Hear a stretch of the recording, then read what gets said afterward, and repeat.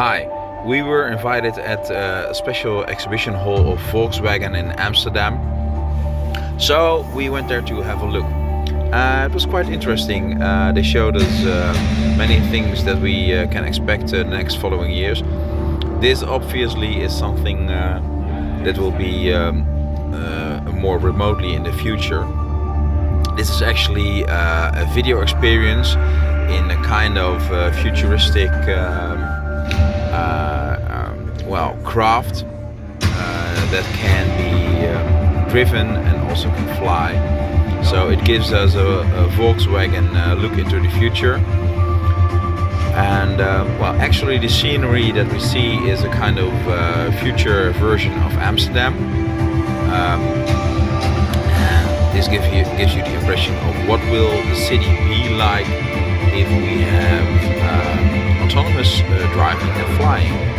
Because that's the whole idea, that we eventually will have vehicles, not to say cars, that can drive and fly. This, of course, is a development that needs to be based on total autonomous driving, thus flying. The funny thing is that aircraft can already fly itself from A to B without the help of a pilot. But the funny thing is, in an aircraft you have a very experienced and well-trained pilot, actually two of them, in case one of them gets a heart attack or whatever. So this begs the question, why don't we have that in cars? Why do we have so many people driving cars daily on the road? Most of people are sensible and intelligent and safe driving people, but some are, well, as you may know, kind of total idiots. Which makes driving in a car a lot less safe, a lot more dangerous than flying an aircraft.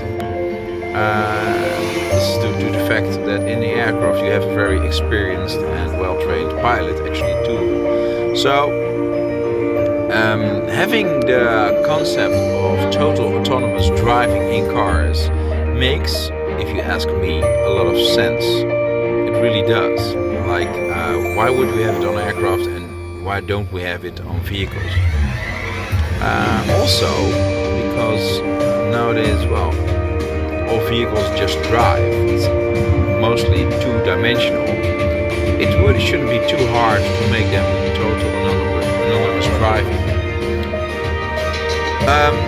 Furthermore, if there is an accident with level 4 autonomous driving cars, which is about the level that now Tesla is on, if we're correct, it's front page news. But thousands and thousands of people making accidents on a daily basis, you can see that in the news headlines or on front pages. This is kind of funny, isn't it? So we've now been to the center of Amsterdam in a futuristic view. We're now getting back to the base camp, the garage where these driving and flying Volkswagen futuristic objects will be in the future. It's going to be nice. I hope I've explained to you why I think this is a very sensible thing in the future. Why, computers are just more careful and safer than people driving around. Mostly. Again, most of the people are safe drivers and stuff. It makes sense. So, this is a view back to the future. Well, back to the past. This is the first Volkswagen. It's a two type, if I'm correct. These are the batteries. These are very ancient batteries, if you ask me. If you look at what we nowadays have, this is a really prototype. It was made in, what was it, 70s or 80s? Now, I guess it was the 70s. Looking at this model, this was a typically 70s kind of transporter from Volkswagen. And they made, look at the plug. It's a total ancient. We nowadays have different plugs, mostly made out of some kind of plastic stuff.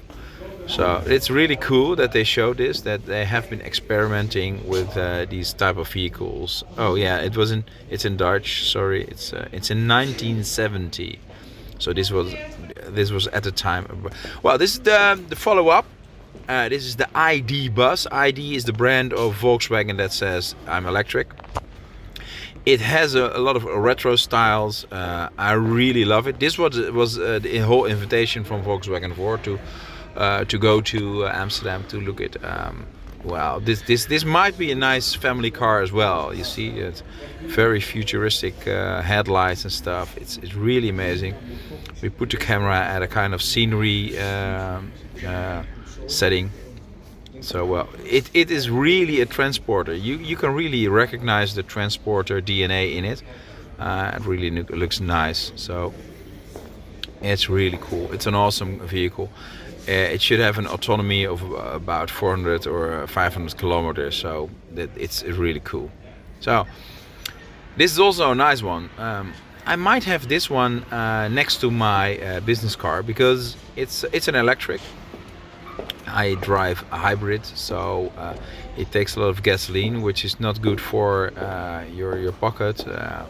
Costs you money, but it's also from an environmentally point of view, this is a lot better. So interesting option. This is a lot more expensive. This is the Porsche electric. What's it called? No, I can't recall the name, but it's a cool car. It should be competing with Tesla models and stuff. Yeah, of course, Porsche is of the VAG family. This is a kind of school bus or something. It should be autonomous. It's really a prototype that you can just view and sit in. I guess the wheels aren't even working or something. So this type of vehicles you also saw in the movie just a few minutes ago. This should be a kind of taxi cab experience for people to just join. It's a kind of mixture between cabs and public transport.